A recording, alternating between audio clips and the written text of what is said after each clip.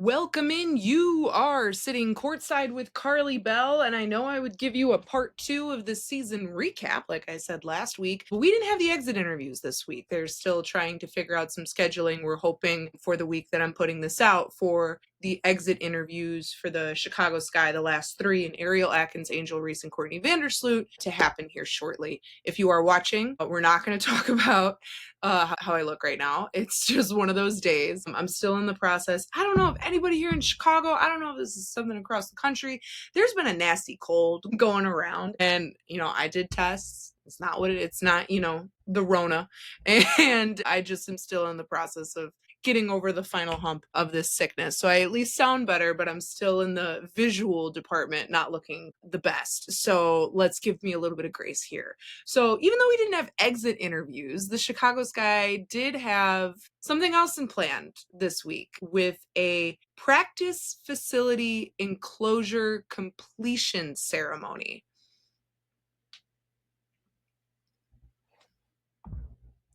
I'm going to just say this. I've never heard of a ceremony like that in my entire life. That's new. That was different. When I got the email, I'm going to just say this. So I get the email about this ceremony and I read it and I'm like, practice facility enclosure ceremony? What? I'm like, it's not even done. Why are you, what? Why? Why? That's my big question, is why even have this ceremony in the first place? It's not done. There's no need for it. I think we all kind of know why they wanted to have the ceremony at the time that they did. The timing of all of this, just saying, kind of made a little bit of sense into why they chose the week the season ended and why they wanted to have press out there, which, by the way, there wasn't a lot of press out there because they scheduled it on a Wednesday at 10 in the morning, and that's a huge Bears Day. And there was also the Chicago Cubs were in the process, and they did later that day clinch the postseason. So there were other things that was happening that morning. So the press really wasn't there. And I'm going to just kind of describe to you what this ceremony was. And then you can make your opinions on it how you want to make do. I arrived there. This thing starts at 10. I get there a little bit early. I get there around 9:45. My Uber got there quickly. I walk into the sports complex, and if you've never seen the Wintrust Sports Complex, that's been around for a little bit. It's this big complex. It's kind of the only word I can use, that has several basketball courts, volleyball courts inside. They also have a little museum honoring Illinois high school basketball history in there. They have a little arcade. They also have some office rooms, upstairs rooms, like community rooms that you can use for board meetings or you can use for other activities that they have at Wintrust at the complex. And then, this like foyer that you walk into that has everything. And I go upstairs to where we're put in this meeting room, I guess. And there were no players there. No player was present there. The only people that were there was obviously ownership, front office, Tyler Marsh, and then, their own personnel, along with all of the partners that have been involved in the building of this, Village of Bedford Park, ALPA, Concord, all of that. And we're sitting up there and I'm like, are we doing this ceremony about the enclosure inside? Thought that was a little strange. And then they're like, oh, no, we're going to go outside. And I'm like, okay. And they have I posted on Twitter, and I'll put it up right here for those who missed it. They had just this backdrop on the construction site. And if you look at the construction site, they're talking about the enclosure being done. There's a lot of walls missing. There's no roof. What are we celebrating here? That's what I wanted to understand. I didn't understand what the purpose of this ceremony was outside of it being more than likely a stunt. And that's fine. With everything that's kind of gone around the team here in the last couple weeks, from a business standpoint, you want to try and, do what you can with it. But also, what? You made me get up at 7:38 in the morning and come all the way, spend money on an Uber to come all the way down there to just see some walls and metal beams.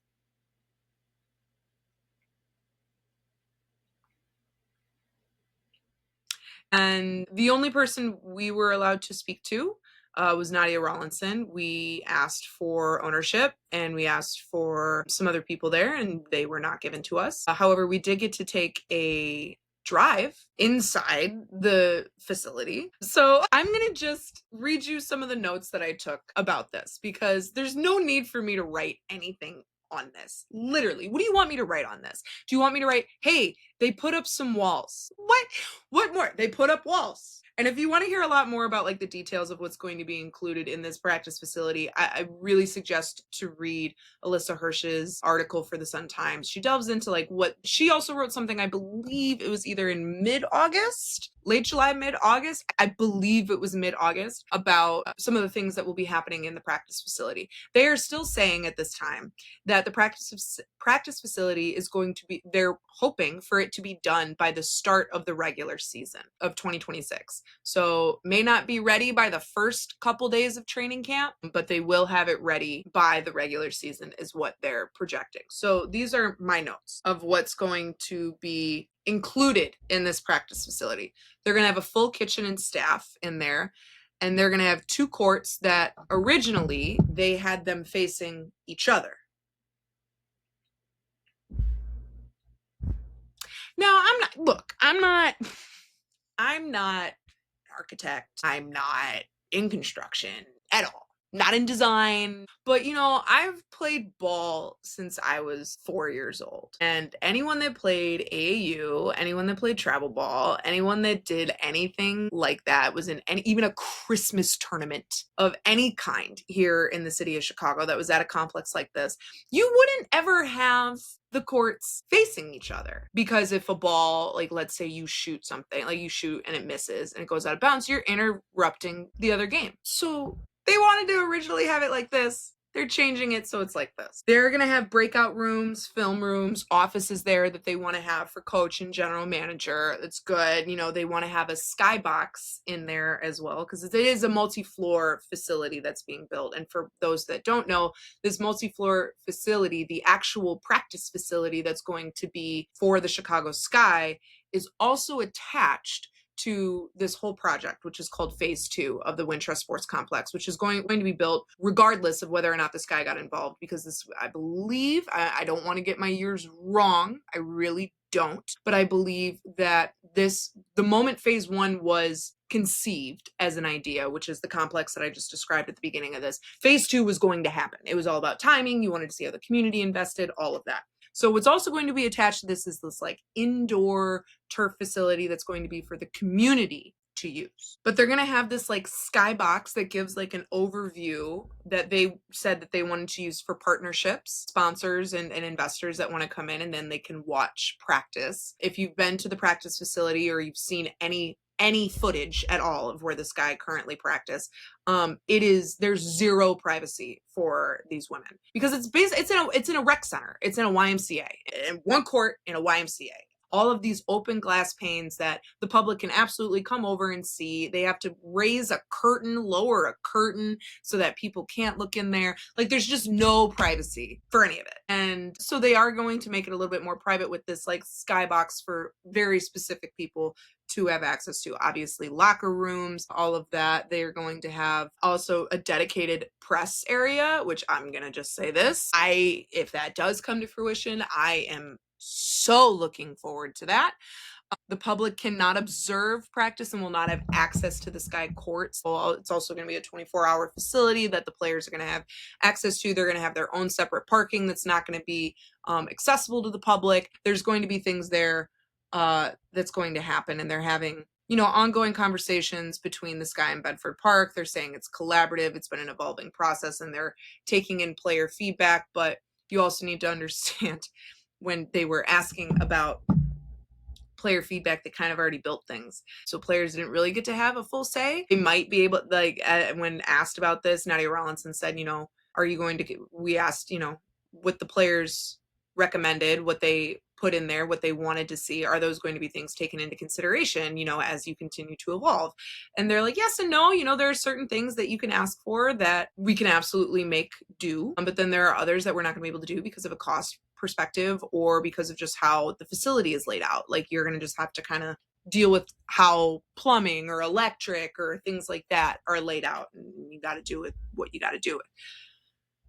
And that was about it. So I just saw some cement walls and steel bars and all of this go around. And, I spoke to a lot of people about this, what this process has been like, all of that. And this was just an interesting event to go to, a very interesting event to go to. I thought it was very strange how some of the members of not just the Sky, but the Village of Bedford Park moved around at this facility. There's been talks, chatter. If you've been online, you've seen what some people have been saying. And, I don't have anything to support or negate it, at this point. But it was very interesting seeing how the mayor of Bedford Park moved, how some of the construction people moved, how some of the front office people moved. The language was interesting. Like, why are you saying you're doing this for protection? Thought that was an interesting word choice to use there. Thought it was very strange. I want to make sure. Yeah, they said that this practice facility was a symbol of protection and vision. Now, vision, I understand that word choice. This is a vision that you as an organization had that you wanted to get done and provide to these women and do all of that.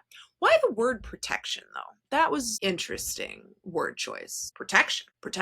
Unless you're talking, like, the only way that I can see how they wanted to use that word is because it is private. You're giving these women more security because it's not an easily accessible facility for the public to get into. Like, they are not going to have access to it, unlike, where they practice now. And you're protecting them. Outside of that, why else would you use that word? I don't know, just a thought. I'm not sure. I thought that was very interesting. And it was a lot.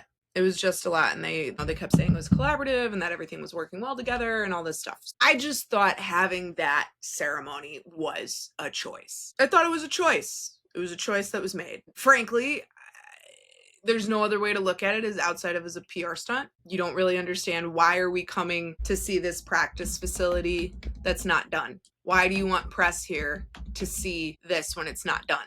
Look across all sports in general, not just in the WNBA. Because we're seeing more practice facilities being built now in the WNBA just because it's going to be, hopefully, with the new CBA negotiations, a standard that these teams are going to have and that you're going to see movement on. Outside of that, when you look at when NFL practice facilities are being built, like, best example, Chicago Bears. When they moved their training camp from Bourbonnais and moved it up to Lake Forest to practice at Hallis Hall. Like, it should have been for years. So you're not having them live in a college dorm, all this stuff. That's a whole other spiel. They did some renovations to Hallis Hall, and they didn't show you what the construction site was. They brought press in when it was done. So I lived in Kentucky for my first job. No joke, first 4 weeks on the job was the introduction of the University of Kentucky's brand new football practice facility. And I talked to a couple of the people there, and I was like, did you guys ever see any of the construction stuff? They're like, no, they had us for the ceremony where they announced that this was going to get done, and you saw the layout, and you saw the plans, and you saw, like you would for any other thing, where they're like, hey, we're building a new practice facility. This is what we have in mind. This is what we want to include. This is how long the project is. This is the cost of it. Here's why we want to do it at this time. And I said, so you didn't do anything in between? And they're like, no, which makes sense. What are you going to see with beams, cement walls, and nothing else, like not even a roof? And the time that I went there is when it was all finished. And I saw the new locker room, and I saw what the players had access to. I saw the weight room. I saw all of it. I talked to some of the coaches. I talked to some of the players about it. Yeah. And the fact that we were not given Tyler Marsh to talk to about this, or Jeff Pagliacca to talk to about this, was very interesting. We asked for them, but we did not get them. We only got Nadia. Again, also, just think about what this team is going through right now over the last couple weeks. There's really no other way to view it than a stunt to try and create good press. But when a majority of press wasn't there because you scheduled it at a weird time, you didn't give enough notice, and you're doing it in the mornings when normal football practices are, and also when you have a baseball team here in Chicago that just punched their ticket to the postseason, this is getting buried. No one's talking about this. People are like, how are the Bears going to do against the Cowboys? How are the Bears, prepping this week? What's going on in there? And then from a baseball standpoint, they're like, are the Cubs actually going to make it past the wild card? Is that there? The White Sox, they actually had a good run at the end of the season. No one's talking about this guy right now. Frankly, no need to. So why have this event?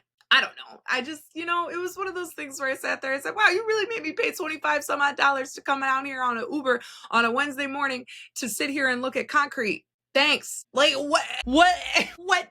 I don't understand it. It didn't make any sense to me. I thought it was a very weird move. I didn't understand the purpose of the event. It just very much was a stunt, and that's fine. But girl, like, what are we doing here? You know, it's just one of those things. I wish I could give you more recap of the Sky season, but we just haven't had the exit interviews yet for Ariel Atkins, Angel Reese, and Courtney Vandersloot. So that's really all I have on the Sky. You know, they did give me something to talk about this week. So, you know, yeah.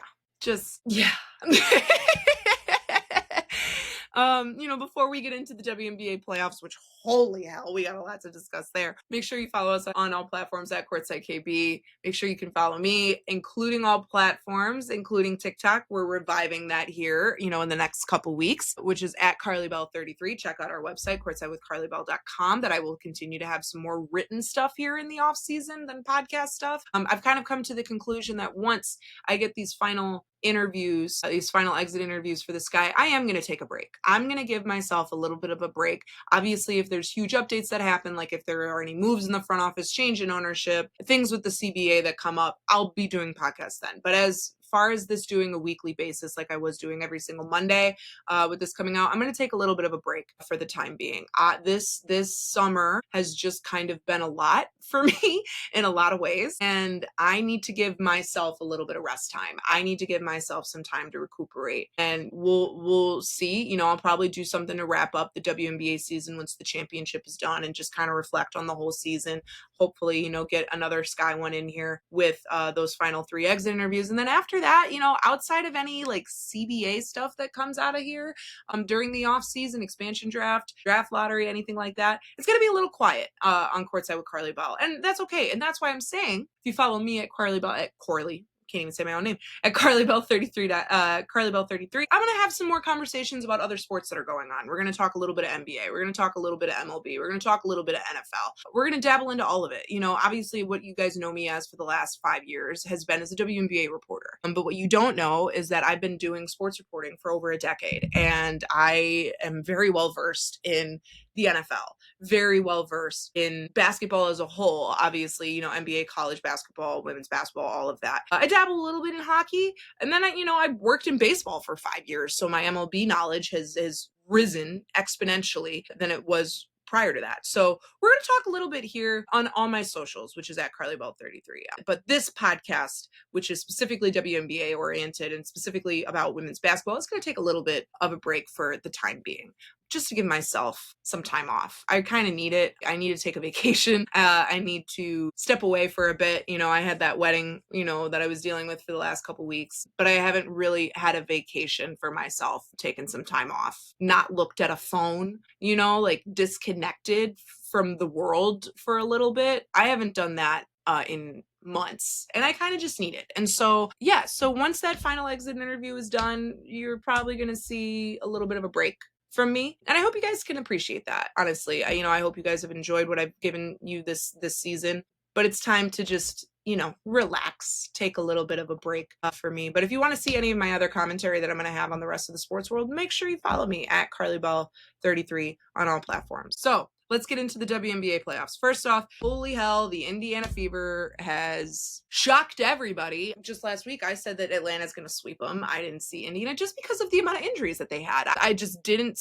I thought their bodies would get exhausted. I really did. And I just thought Atlanta from top down was the better team, and they were ranked higher all year. You know, they had huge wins. They were really sound. They played all year. They played great, and it came down, no joke, to the last 2.5 minutes of game 3, and Indiana played some of the best defense. They locked it down, and also that last shot that went up and Atlanta didn't foul, a lot of that's because the ball was whipping and moving, and Atlanta wasn't there. They kind of lost it. I was shocked. Honestly, I'm very surprised at what Indiana did in that first round of the playoffs. I'm very shocked with them only having, you know, tons of hardship players. There's so many people there that haven't been there the whole year. They've really battled through injuries and some issues and lost some players for the rest of the season at like the worst time. Like, I was counting them out. I thought they wouldn't even make the playoffs.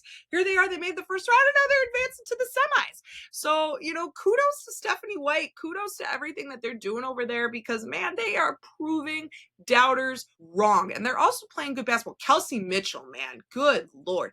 I really believe that if Asia and Alyssa and even Fee were not having as dominant of a year as they have had, really believe Kelsey Mitchell would be included in the MVP conversation a lot more. I think she has been that pillar, and Aaliyah Boston too, but very much Kelsey Mitchell has been that pillar for the Fever all year. Like, she has just stepped up to the plate every game and made it to where she is a problem in a good way, where she's facilitating well, she can shoot lights out like we've known, unbelievable defender as well. She is really just showcased the level of talent that I think anyone that watched her and followed her for a long time knew she had, but she's just kind of taken it to this new level and really helped carry Leah Boston as well.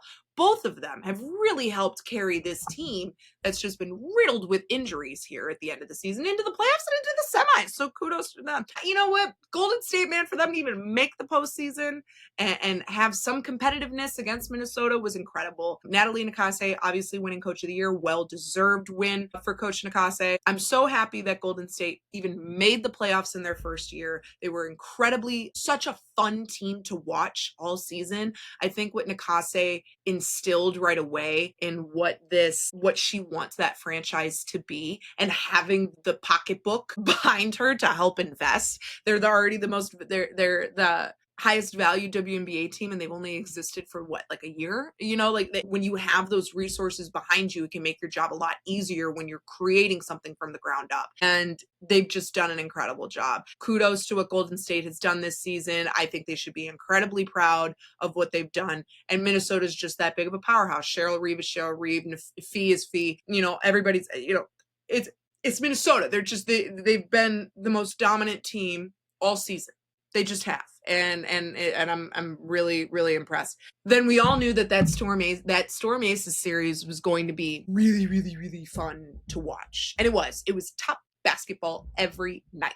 You saw some Skylar Diggins, man. She is just she's so fun to watch. But there's nobody more fun to watch in women's basketball right now than A'ja Wilson. I'm sorry. She is entertainment from tip-off to final buzzer. She knows how to play the game so well. She is so dominant. She's a winner. She's MVP for a reason. That's why she's won it in the past. She has been that, Becky Hammon has that spirit and that aura about her as a coach, like Cheryl Reeve does. Sandy Brondello, same thing. And when you have somebody on your team that can emulate that, take all of that, and push it out there to be that leader when the rest of the team may not be there. That's what A'ja's been for Las Vegas. Like, if I'm A'ja, I don't leave Vegas. I stay there. I'm not leaving. I'm buying a house. I'm investing there. I'm doing all my stuff. Why? And her and Becky work so well together. They do incredible things together. She's so dominant. I think if she wanted to go anywhere, she could ask for as much money as she wants. You would have to ask for so much to get A'ja Wilson to leave Las Vegas. I don't think she is going to leave Vegas. I would be shocked if she left Vegas in free agency. Because if I'm her, I would stay with Becky. I'm not leaving Becky. Why would I do that? I've won with her. Why would I do that? I want to keep winning. Make it work. I like working in her system. She's a good coach. I can be dominant. I am this person. I'm a leader. I'm an MVP for a reason. 30+ point games. How many of them? You know what I mean? Why? I'd stay in Vegas too. Also no state income tax. I'd live in Vegas too. Then we came to the Liberty. And I'm going to just say this. They started out great. They started their season really dominant. And then they just faltered. As the season progressed, they started here and it was just like this slow little, fall. And when I saw them play Chicago, the final game of the season, I sat there, I was like, New York's not making it out of the first round. There's no way. They're not making it out of the first round, regardless of who they played. They're not making it out of the first round. And they didn't. Phoenix, Alyssa Thomas. She has been so incredible to watch. She's put up a triple-double in game 3. She averaged a triple-double for a part of the season. What? No. And also, I don't like making it about age. I don't. But we need to talk about it for a second. She's doing this at her age. That's commendable. That's incredible. And she's doing it with this Phoenix team that I didn't know how they would work to start, honestly. I really didn't. I was like, oh, what's going on over there? And then they hit the injury bug. I was like, man, what's really going on over there? And then they just settled in. And what Tibbetts has done over there and what they built this year with AT, Satu, Ka has just been Sammy Wickham, all of it. It's been really fun to watch. They play that push and go, high pace, transitional style basketball that me personally, I can watch for hours. And it's also so fun to play. Playing transitional basketball is so fun. Look, I like a set. It's fine, whatever. But like moving the ball up and down the floor and being like, oh, I'm gonna beat you in a race. Like that's what it is. It's like you're on in the parking lot at recess again. You know, you're sitting out there like, I can race you from this end to that end. Like that's what transitional ball feels like. It's like really childlike. I personally love it. It's so fun. And that is what they play in Phoenix. And I'm going to say it. Phoenix could go all the way.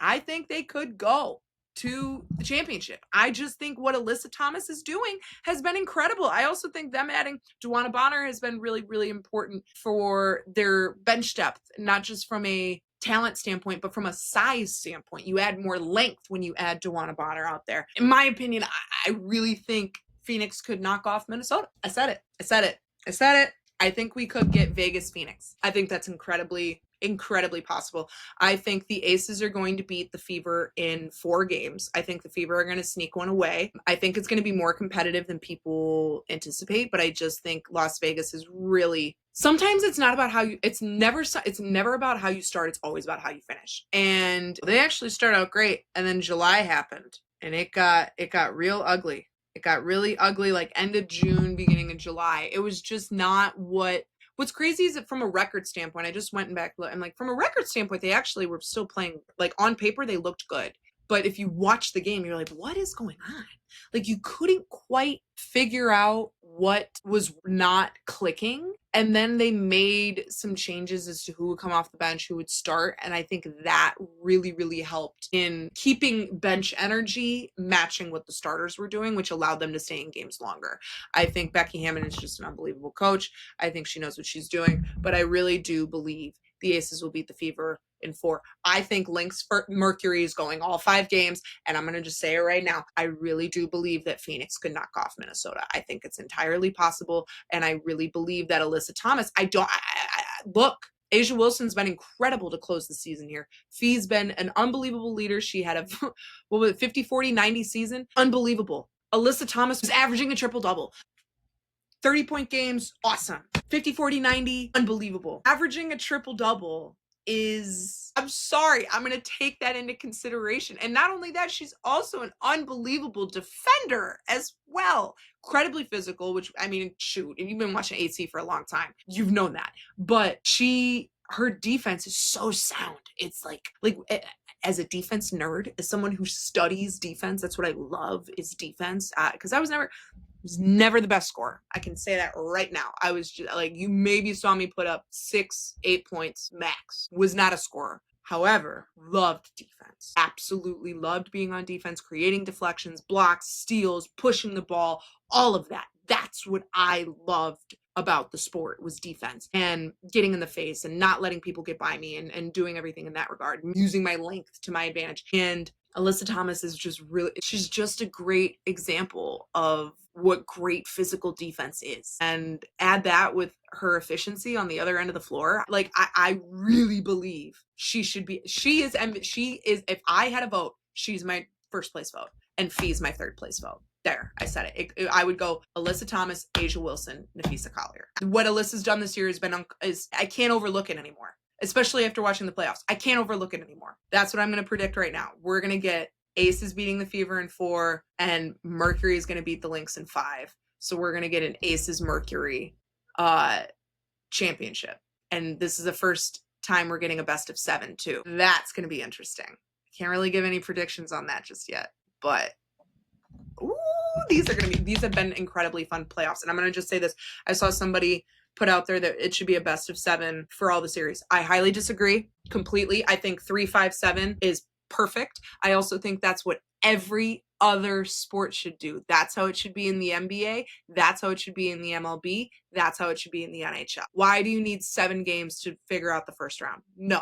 3 games. Make it count. Semis, extend it, absolutely. 5 games, figure it out. Make your team get there, and then best of 7, figure out who's the champion. That's how it should be. I love this. I love this. This is how it should stay, is 3-5-7. I don't think it should be 7-7-7. Then you're extending the season incredibly long. You're already not giving them time to warm up. I don't know. Unless you're going to extend the season and make this a full year, like how you're matching it with the NBA. No, 3-5-7. That's how it should stay. It really should. And these have just been really entertaining playoffs, and I'm ready for it. But that's all I have on this week's episode. Make sure, again, follow us at Courtside KB on all platforms. Follow me at Karli Bell 33 on all platforms. Check out our website, Courtside with Karli Bell. And hopefully, I can give another recap here of the Sky season once we get these exit interviews, which that would be this past week. It wasn't. It's going to be this week, hopefully. I don't know anything yet. That's what I'm hoping for. So that's all I have for you this week, and I'll catch you next time on the sidelines.